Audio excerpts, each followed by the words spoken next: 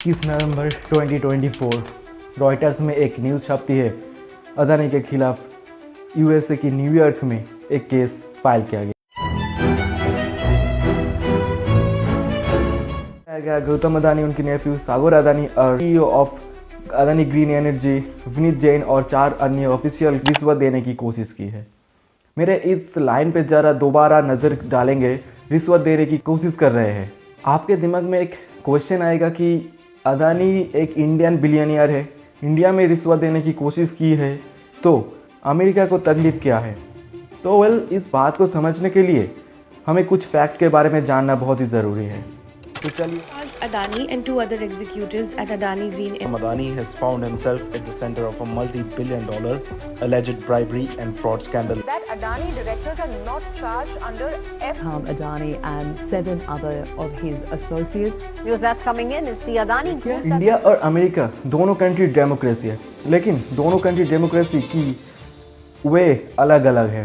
जहां अमेरिका में इंडस्ट्रियलिस्ट ही अपने सरकार को बैक करते हैं, अपने पसंदीदा सरकार को खुलेआम सपोर्ट करते हैं, खुलेआम फंड देते हैं अपने सरकार की कैंपेन के लिए, वहीं पे इंडिया पे ऐसा कुछ नहीं होता है।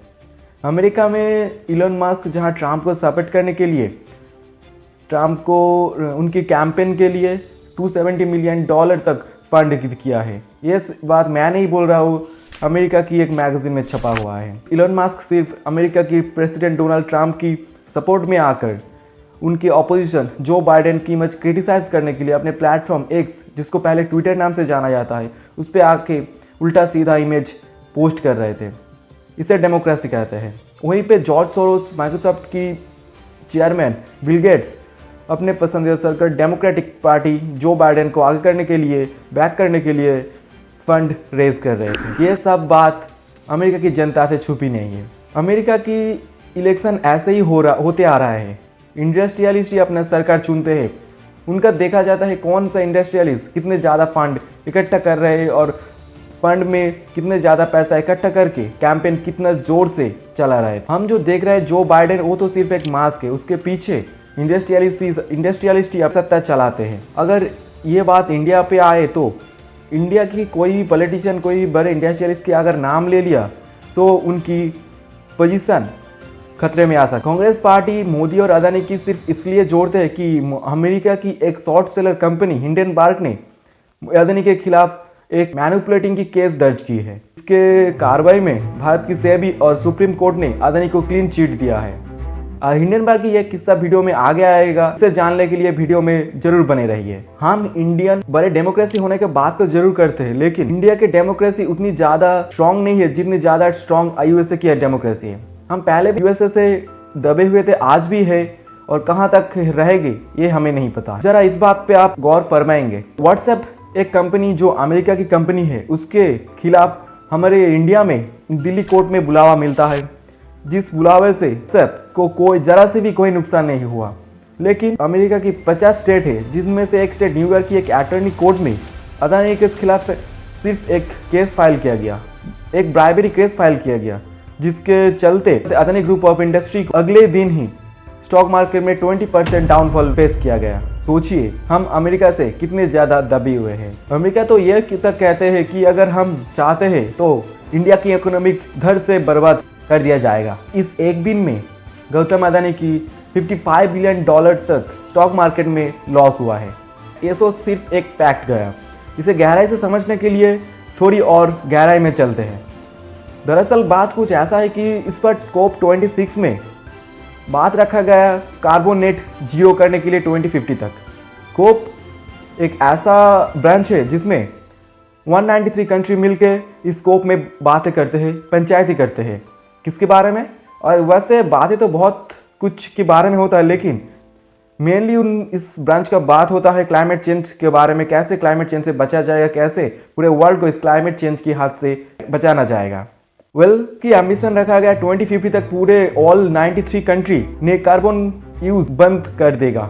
लेकिन इंडिया इस बात पर पूरे वर्ल्ड की कंट्री से अगेंस्ट किया और इंडिया ने अपने बात रखा कि 2070 तक हम इस कार्बन नेट जीरो कर पाएंगे। दरअसल कुछ बात ऐसी है कि आप तो मेरे से 100-200 साल आगे इंडस्ट्रियलिस्ट की शुरुआत की है, हम तो अभी शुरू की है। तो हमें भी थोड़ा तो टाइम लगेगा डेवलप होने के लिए। हम तो एक डेवलपिंग कंट्री है। ये बात इंडियन मिनिस्ट्री की वेबसाइट में मिला है। दरअसल कार्बन नेट जीरो का मतलब है कार्बन को इस्तेमाल करना पूरी तरीके से बंद करना होगा, जिससे क्लाइमेट को नुकसान नहीं पहुंचेगा। अगर हम कार्बन इस्तेमाल करना बंद कर देंगे तो हमें इसके ऑल्टरनेटिव तो सोचना होगा। कैसे इस कार्बन इस्तेमाल ना करके हम इसके ऑल्टरनेट क्या यूज़ करेंगे, इसको तलाशना होगा। तो पूरे वर्ल्ड में इसके तलाश में रिन्यूएबल एनर्जी को खोज किया। ये रिन्यूएबल एनर्जी होता क्या है? दरअसल रिन्यूएबल एनर्जी कुछ ऐसा एनर्जी है जिसको बार बार नेचुरल तरीके से बनाया जाएगा, जैसे solar energy, wind energy, water energy. Sun से जो सनलाइट होता है उससे एनर्जी बनाया जाएगा, वाटर की वेव से एनर्जी बनाया जाएगा, हवा से एनर्जी बनाया जाएगा। इस तीनों को इस्तेमाल करके हम नेचुरल तरीके से बिजली प्रोड्यूस करेंगे। बात पर भारत ने तो ये तक कह दिया 2030 तक भारत ने इस रिन्यूएबल एनर्जी से 50 गीगावाट तक की बिजली प्रोड्यूस करेगा। आज 2024 तक भारत ने लगभग 200 गीगावाट तक बिजली प्रोड्यूस भी कर चुका है। सोलर एनर्जी के लिए पहला इंग्रेडिएंट्स है सोलर पैनल, जिसको बनाने के लिए बहुत ही ज़्यादा कीमत देने पड़ेगा। इंडिया ने कैलकुलेट किया कि इसके इस्तेमाल अगर इंडिया करेगा तो लगभग एक ईयर में $30 बिलियन तक खर्चा होगा। फिर भी इंडिया इसे करने के लिए तैयार है। लेकिन इस बात पे इंडिया एक कंडीशन रखा, इस प्रोजेक्ट को सिर्फ इंडियन कंपनी ही कर सकते हैं। इस बात पे यूएसए की तकलीफ है। यूएसए तो ये बात लेकर WTO में पहुंचा, इंडिया के अगेंस्ट केस फाइल किया कि इंडिया एक डेवलपिंग कंट्री है, इंडिया कैसे खुद अपना सोलर पैनल प्रोड्यूस करके बिजली प्रोड्यूस करेगा, उन्हें तो हमसे एक्सपोर्ट ही करना पड़ेगा। लेकिन इस केस को 2019 में इंडिया जीत जाता है और इंडिया इस प्रोजेक्ट को गौतम अदानी को सौंप देते हैं। गौतम अदानी एक इन्वेस्टर से, उनको पता है कहाँ कैसे पैसे लगाना है, कहाँ से पैसे निकलना है। यूएसए में जहाँ केस फाइल हुआ, वो जिस प्रोसिक्यूटर ने केस फाइल किया उसने बताया कि इस प्रोजेक्ट से गौतम अदानी $2 बिलियन तक की मुनाफा होगा। तो दरअसल ये बात तो सबको पता है, इन्वेस्टर्स जहाँ पैसे लगाते हैं उनका केवल एक ही मकसद है, जैसे भी करके मुनाफा अर्जित करना। तो ये बात यूएसए की प्रोसिक्यूटर जानते हैं, क्या हम इंडिया की आम जनता नहीं जानते हैं कि एक इन्वेस्टर जहाँ पैसे लगाता है उनका सिर्फ यही मकसद मुनाफा कमाना। तो गौतम अदानी इस प्रोजेक्ट में पैसे लगाता है। इसी बात पे यूएसए प्रॉब्लम है कि गौतम अदानी इस प्रोजेक्ट को पाने के लिए $265 मिलियन तक रिश्वत दे दी है। उन्होंने तो ये तक कह दिया कि आंध्र प्रदेश में एक गवर्नमेंट ऑफिशियल को उन्होंने 17,000 करोड़ तक देने के लिए तैयार थे। अच्छा, ये बात तो हुआ। ये बात यूएसए की प्रोसिक्यूटर को पता है, लेकिन हमारे इंडिया की सीबीआई, इंडिया की इनकम टैक्स, इंडिया की सेबी को क्यों नहीं पता चले? वेल, इस बात पे तो हम ज़्यादा गहराई से नहीं जाते हैं, क्योंकि हमें इस बात पे नहीं जाना चाहिए। सरकार अपना काम करेगा। वेल, गौतम अदानी तो इस केस से निकल ही जाएगा। गौतम अदानी को कहना है कि इस केस एक बेसलेस केस है, मतलब इसका कोई किनारा नहीं है, तो इस केस को रफा दफा कर गौतम अदानी कैसे भी करके कर देगा। Well, this is not a first time. Gautam Adani इसके पहले भी अमेरिका की एक शॉर्ट सेलर कंपनी हिंडनबर्ग ने गौतम अदानी के खिलाफ मैनिपुलेशन की केस लगाया और इस केस से गौतम अदानी को $150 बिलियन तक लॉस हुआ। और इसी मैनिपुलेशन केस से हिंडनबर्ग की कंपनी को लगभग $4 मिलियन तक मुनाफा हुआ। तो आप ही सोचिए, अमेरिका की ऐसी कंपनी जो इंडिया की कंपनी के खिलाफ केस फाइल करके खुद पैसे कमा रहा है और हम इंडियन इसे सह रहे हैं। हम तो बात करते हैं बड़े डेमोक्रेसी की, लेकिन अगर जरा सा भी अगर बाहर की कंट्री हमारे कंट्री की किसी के खिलाफ जरा सा भी बात करेगी तो हम उस बात से, उस इंसान से मुकर जाते हैं।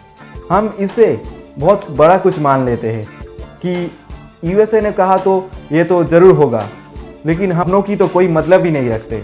हम इंडियन होकर के भी इंडियन की आदमी से मुकर जाते हैं सिर्फ यूएसए की एक स्टेटमेंट से। आज चाइना क्यों इंडिया से आगे है? ये बात तो छोड़ो, इंडिया ऐसा है वो ऐसा है। इस पूरी दुनिया में अगर अमेरिका को कोई टक्कर दे सकता है तो चाइना ही एक ऐसी कंट्री है जो आज के दिन में अमेरिका को टक्कर दे सकता है। क्यों चाइना आज इंडिया से आगे है और क्यों चाइना दुनिया में अमेरिका को टक्कर देने के लिए उभर रहा है। अमेरिका पूरे देश में प्रोपोगंडा फैलाने के लिए अपने वेबसाइट का इस्तेमाल करते हैं, जैसे व्हाट्सएप। प्रोपोगंडा किससे, आज के दिन में प्रोपोगंडा किससे फैलते हैं? फेसबुक, व्हाट्सएप, ट्विटर जिसको आप x.com से नाम से जानते हैं, इंस्टाग्राम, गूगल, आज ये सब कंपनी अमेरिका के हैं। लेकिन चाइना पे ये सब कंपनी बैंड है। चाइना अपना खुद इसके ऑल्टरनेट चाइना में ही प्रोड्यूस किया, वो सिर्फ चाइना में ही चलते हैं। चाइना बाहर की किसी कंट्री की किसी ऐप अपने कंट्री में चलाने नहीं देते। तो प्रोपोगंडा कैसे फैल सकता है चाइना में? तो हम इंडियन को भी ये बात सोचना चाहिए, कैसे हम अमेरिका से आगे सोचें और अमेरिका से छुटकारा मिलेगा। हमें अमेरिका के इस ऐप को ऑल्टरनेट जरूर तलाशने होंगे। जय हिंद।